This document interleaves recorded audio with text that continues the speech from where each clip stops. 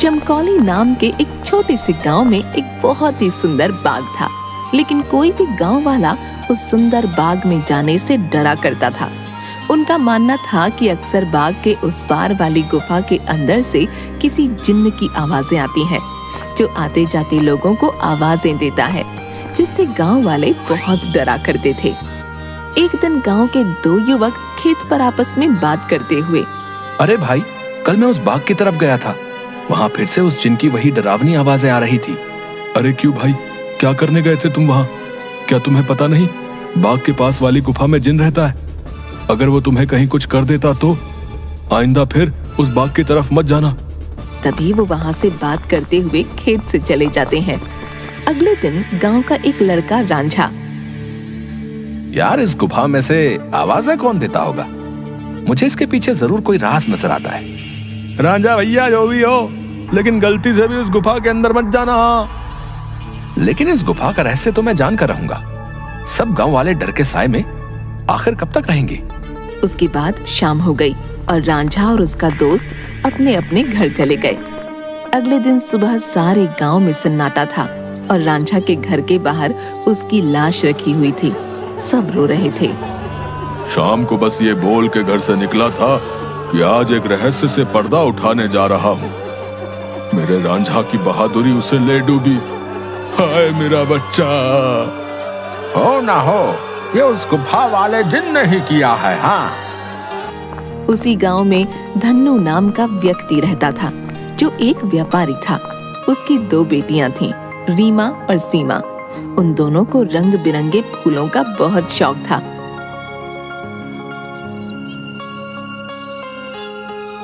बहुत दिन हो गए हैं, चलो आज हम गांव के बाग में चलते हैं। न जाने क्यों हमें बाबूजी उस बाग में जाने से मना करते हैं। इस पूरे गांव में एक वही जगह है जहाँ कितने सुंदर सुंदर फूल होते हैं। हाँ सीमा, वो बाग सच में बहुत सुंदर है। उस बाग में बहुत सुंदर सुंदर फूल होते हैं, लेकिन बाबूजी हमें जाने नहीं देते। वो कहते हैं गांव के बाग के उस पार एक गुफा है जो बहुत ही भयानक है, हमारा जाना वहाँ सही नहीं होगा। लेकिन गांव की रांझा भाई की मौत के बाद तो गुफा और ज्यादा डरावनी लगने लगी है। अरे रीमा, ये सब झूठी बातें हैं, मुझे नहीं लगता वहाँ ऐसा कुछ है। और वैसे भी गांव वालों ने उस जिन्न को देखा नहीं, बस उसकी आवाज ही सुनी है। अगर सच में वहाँ कोई जिन्न होता तो क्या गांव वालों के सामने नहीं आता? हाँ, बोल तो सही रही हो सीमा, मुझे भी लगता है कि वहाँ कुछ नहीं है। चलो ठीक है, हम दोनों कल ही बाग में जाएंगे और हो सके तो क्या पता रांझा भाई की मौत का राज भी पता चल जाए। हाँ, कुछ नहीं है, वहाँ हम दोनों सुबह चलेंगे, तब तुम खुद ही देख लेना। लेकिन बाबूजी हमें नहीं जाने देंगे सीमा। कल बाबूजी सुबह किसी काम से शहर जाएंगे, उनके जाते ही हम दोनों बाग में जाएंगे। रीमा अपना सिर हिलाती हुई ठीक है। इसके बाद दोनों बहनें अपने कमरे में जाकर सो जाती हैं। अगली सुबह, देखो मेरी प्यारी बेटियों, मैं किसी काम से शहर जा रहा हूँ। तुम दोनों अपना ख्याल रखना और उस बाग में फूल तोड़ने मत जाना। वो जगह अच्छी नहीं है, कोई भी गांव वाला वहां नहीं जाता। पता है ना, रांझा भी वहीं जाने से मारा गया था। हम दोनों बहनें उस बाग में नहीं जाएंगी। इसके बाद धन्नू वहां से चला जाता है। उसके जाते ही दोनों बहनें उस बाग की तरफ जाने लगती हैं कि तभी एक गांव का आदमी उन्हें देख लेता है।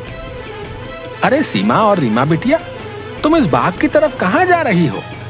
क्या तुम्हें नहीं पता कि बाग की उस तरफ एक गुफा है जो बहुत ही डरावनी है? वहां से अक्सर किसी जिन की आवाज आती है। अरे काका, हम दोनों बस बाग में ही जा रहे हैं, वहाँ से कुछ फूल लेकर बस अभी आ जाएंगे। आप चिंता मत कीजिए, हम बाग के उस तरफ वाली गुफा में नहीं जाएंगे। चलो ठीक है बेटिया, लेकिन तुम दोनों शाम होने से पहले आ जाना। अच्छा, अब मैं चलता हूँ। इसके बाद वो आदमी वहाँ से चला जाता है। थोड़ी दूर चलने पर सीमा और रीमा देखती हैं कि दो चोर आपस में बातें कर रहे होते हैं। अरे भाई, हम ये सही कर रहे हैं क्या?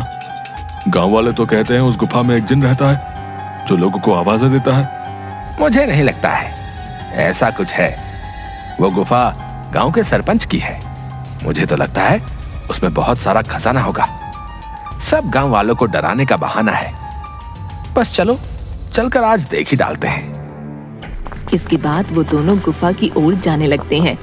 उन्हें गुफा की ओर जाता देख रीमा और सीमा भी उनके पीछे जाने लगती हैं कि तभी वो देखती हैं कि वो दोनों चोर गुफा के अंदर जाने ही वाले होते हैं कि वहाँ एक औरत आती है जो देखने में काफी भयानक होती है और उसके हाथ में एक टोकरी होती है जिसमें बहुत सारे रंग बिरंगे फल होते हैं। तभी वो औरत उन दो चोरों से कहती है, कहाँ जा रहे हो तुम दोनों? क्या तुम्हें पता नहीं इस गुफा में एक जिन्न रहता है? वो तुम्हें मार डालेगा। चले जाओ यहाँ से, चले जाओ। क्या कहा? जिन?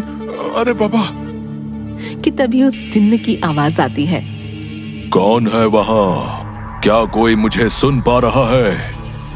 अंदर आओ, निकालो मुझे यहाँ से। जिन्न की ऐसी डरावनी आवाज सुनकर वो दोनों डर जाते हैं। अरे भैया भागो, इस गुफा के अंदर तो सच में कोई जिन है, भागो यहाँ से। और वो दोनों वहाँ से भाग जाते हैं। मैंने तो पहले ही कहा था, यहाँ दोबारा मत आना, वो तुम्हें जिंदा नहीं छोड़ेगा। ये सब रीमा और सीमा देख रही थीं कि तभी वहाँ रीमा और सीमा के सामने वो औरत आ जाती है जो देखने में काफी भयानक होती है, जिसके हाथ में बहुत सारे रंग बिरंगे फल होते हैं। कहाँ जा रही हो तुम दोनों? सीमा और रीमा डरते हुए, हम तो बस ऐसे ही बाग घूमने आए थे काकी, लेकिन आप यहाँ क्या कर रही हैं? मैं तो यहीं रहती हूँ, यही बाग मेरा घर है। तुम दोनों यहाँ से जल्दी चली जाओ, वरना वो जिन्न तुम्हें छोड़ेगा नहीं। जाओ यहाँ से। क्या सच में बाग के उस पार वाली गुफा में कोई जिन्न है काकी? हाँ, और वो बहुत खतरनाक है। तुम दोनों यहाँ से जल्दी चली जाओ। इसके बाद वो औरत वहाँ से चली जाती है।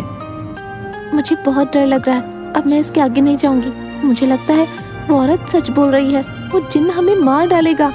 मैं नहीं जाऊंगी उस गुफा में। ठीक है, तो मेरा यही इंतजार करना।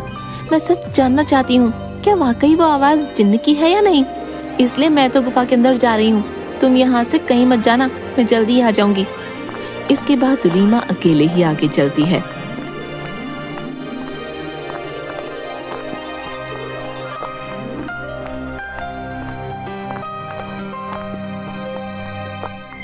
रीमा चलते चलते उस गुफा के पास पहुंच जाती है। तभी एक आवाज उसे सुनाई देती है जो काफी भारी होती है।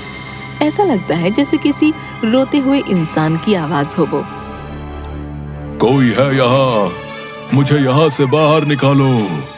मैं इस गुफा में बरसों से कैद हूँ, निकालो मुझे यहाँ से। रीमा बड़ी हैरानी से वहीं खड़ी हो जाती है। कौन हो तुम और क्यों मुझे आवाज लगा रहे हो? क्या तुम वही जिन्न हो जिसके बारे में गांव वाले बात करते हैं?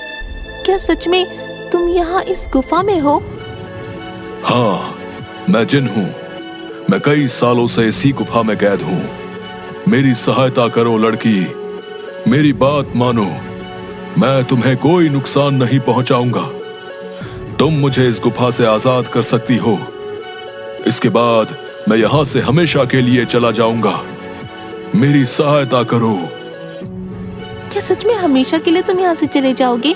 मैं तुम्हारी सहायता जरूर करूंगी। मुझे क्या करना होगा जिन? बताओ मुझे, मैं अवश्य ही करूंगी। तभी गुफा के दरवाजे खुलते हैं और रीमा उस गुफा के अंदर चली जाती है।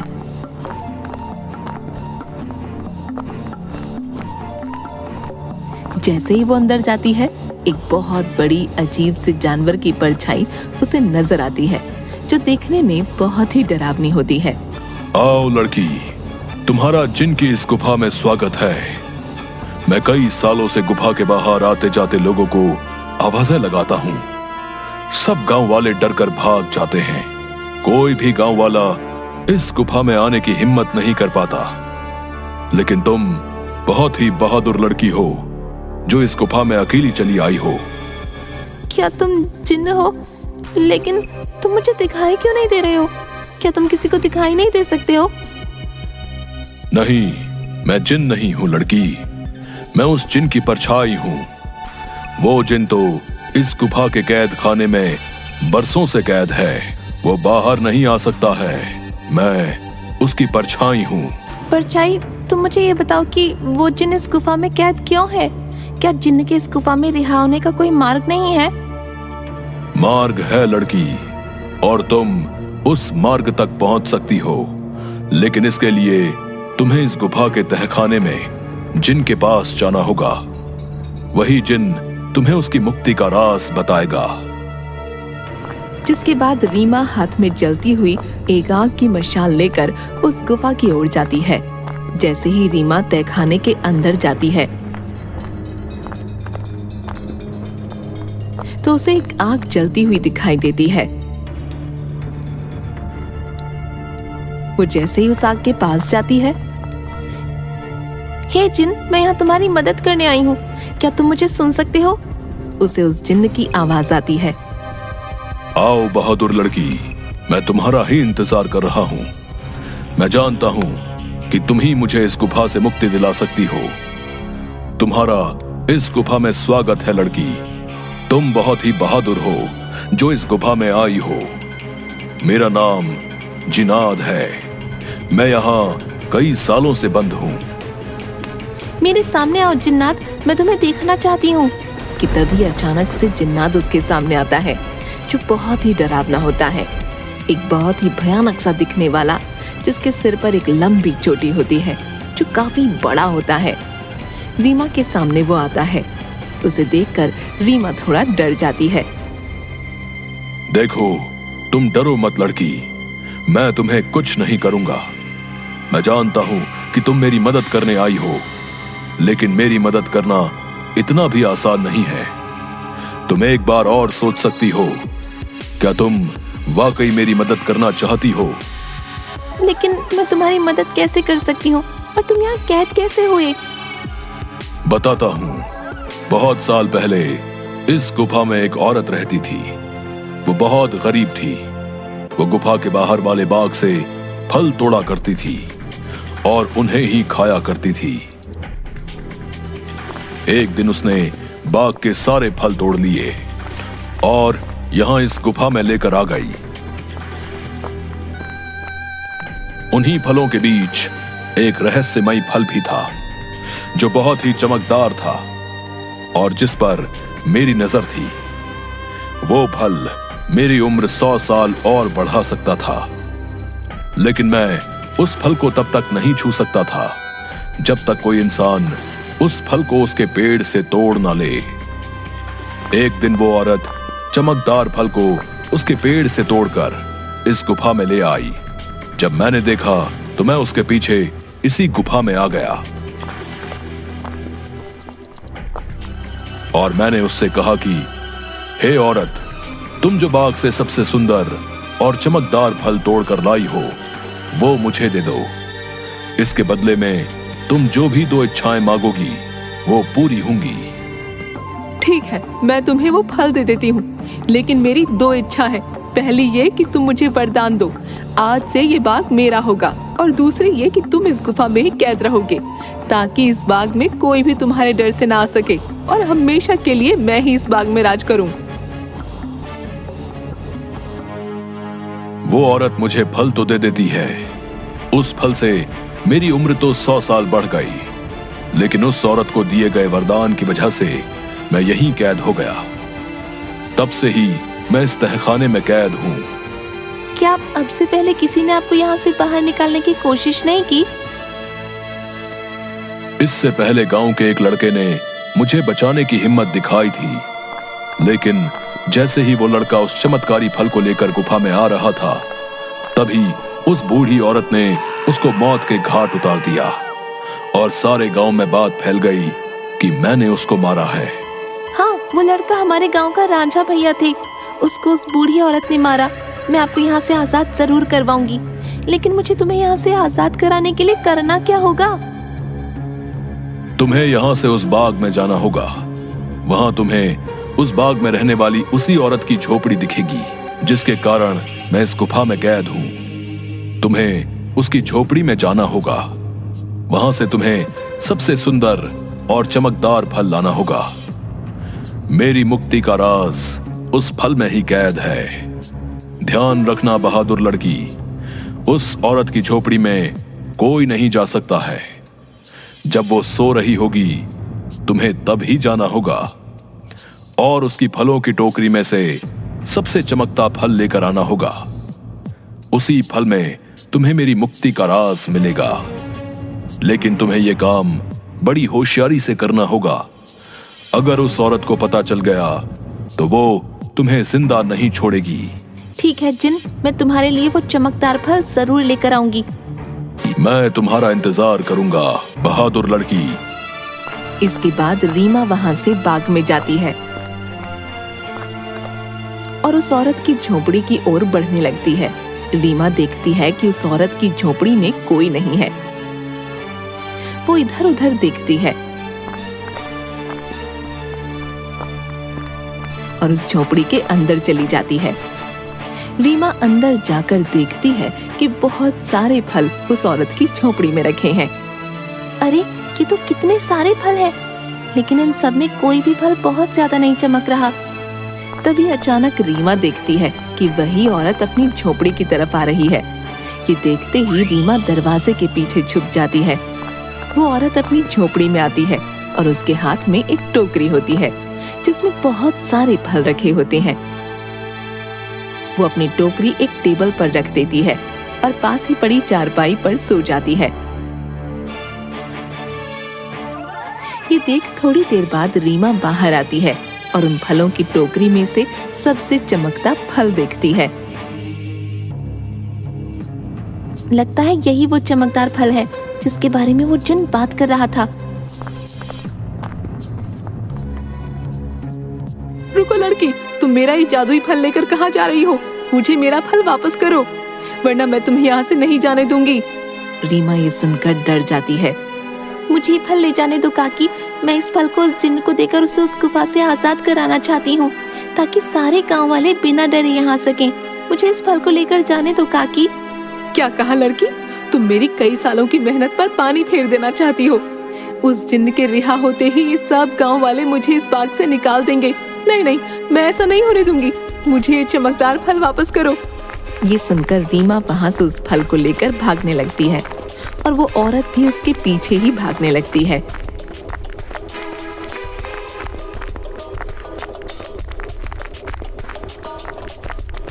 रीमा भागते भागते उस गुफा में पहुंच जाती है। जैसे ही वो गुफा में पहुंचती है, वो जादुई फल उसके हाथ से नीचे गिर जाता है, जिसके गिरते ही तोते में बदल जाता है। रीमा ये देखकर हैरान हो जाती है। तभी वो औरत वहाँ आ जाती है। ये तुमने क्या किया लड़की? इस जादुई फल को नीचे गिरा दिया और अब ये तोता तुम्हें उस जिन्न की आजादी का सबसे आखिरी रास्ता बताएगा। नहीं, मैं ऐसा नहीं होने दूंगी, मैं तुम्हें मार डालूंगी। वो औरत रीमा को जैसे ही अपने हाथों से मारने आगे बढ़ती है, वो औरत अचानक से आग में जलने लगती है, जिसे देख रीमा हैरान हो जाती है। तभी एक आवाज सुनाई देती है जो उस जिन्न की परछाई की होती है। डरो मत बहादुर लड़की, इस लालची औरत को इसके किए की सजा मिल चुकी है। अब तुम्हें अपनी मंजिल का आखिरी पड़ाव पार करना है, जिसमें ये तोता तुम्हारी मदद करेगा। तभी अचानक से वो तोता उड़ने लगता है और गुफा में उसी तरफ भागने लगता है जहाँ वो जिन्न कैद था। रीमा भी उसके पीछे पीछे चलने लगती है।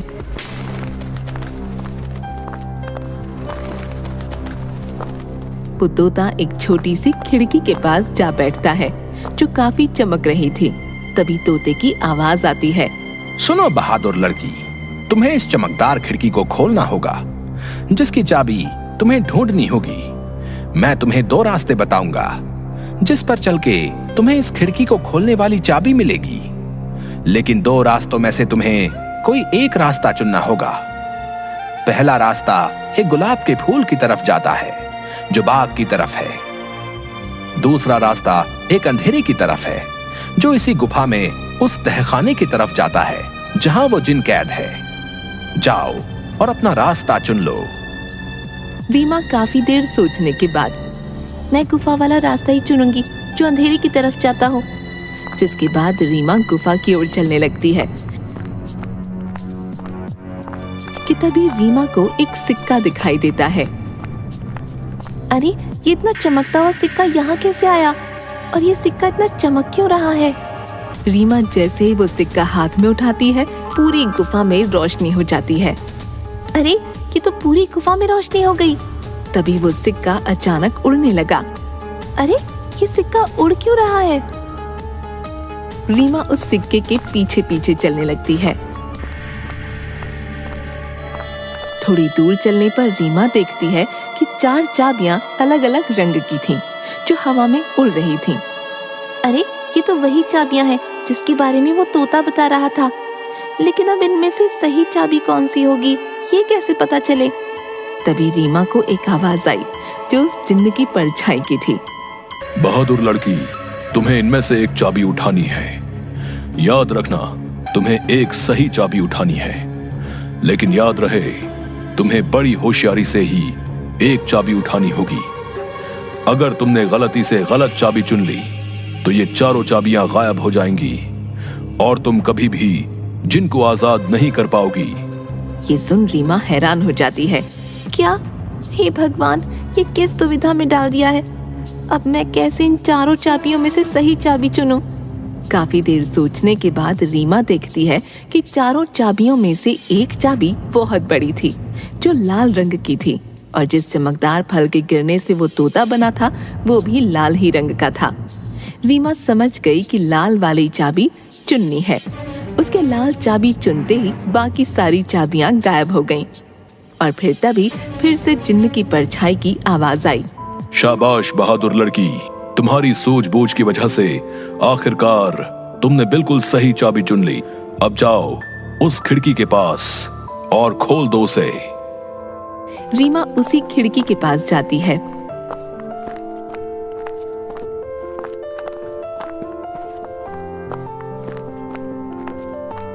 और देखती है कि अभी भी वो तोता उस खिड़की के पास ही बैठा था। ये देखो, मैं इस खिड़की की चाबी ले आई हूँ। तुम वाकई बहुत बहादुर हो लड़की। अब तुम इस चाबी से इस खिड़की को खोल दो। रीमा जैसे ही उस चाबी को खिड़की में लगाती है, खिड़की अचानक से खुल जाती है। रीमा देखती है उस खिड़की के बाहर बहुत रोशनी थी, जिसकी चारों तरफ बहुत सारे चमकदार फल चमक रहे थे और बहुत सारी तितलियां उनके पास मंडरा रही थीं। वो तोता उस खिड़की में उड़ता हुआ चला जाता है और तोता खिड़की के बाहर जाते ही उस जिन्न में बदल जाता है, जो कई सालों से गुफा में बंद था।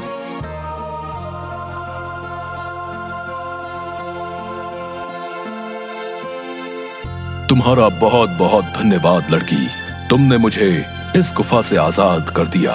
तुम एक निडर और साहसी लड़की हो। तुम जो भी मांगोगी मैं वो तुम्हें दूंगा।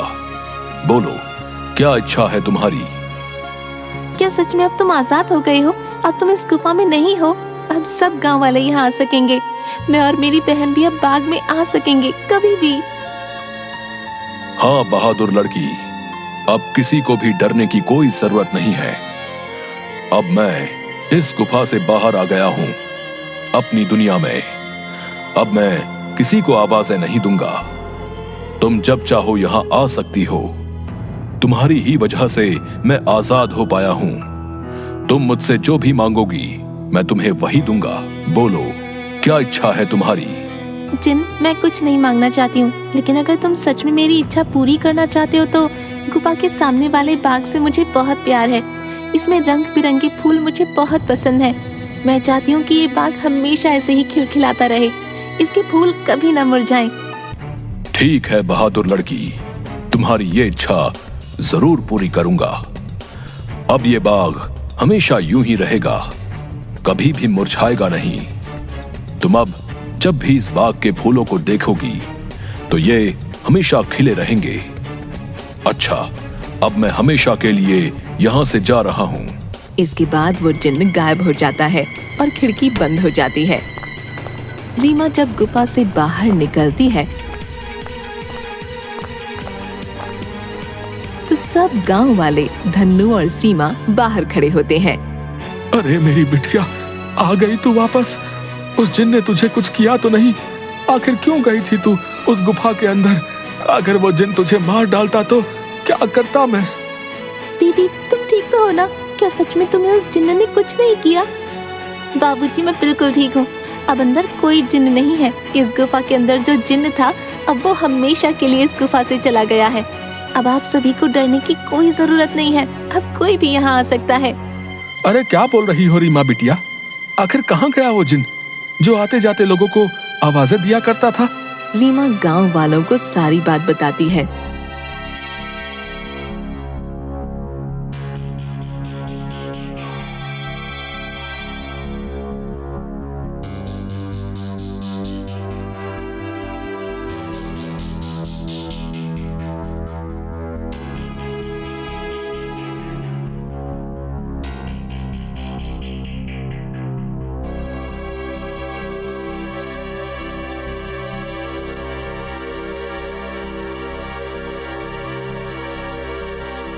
थोड़ी देर बाद गांव वाले बहुत खुश होते हैं और रीमा से बोलते हैं, अरे रीमा बिटिया, तुम तो सचमुच में बहुत बहादुर हो।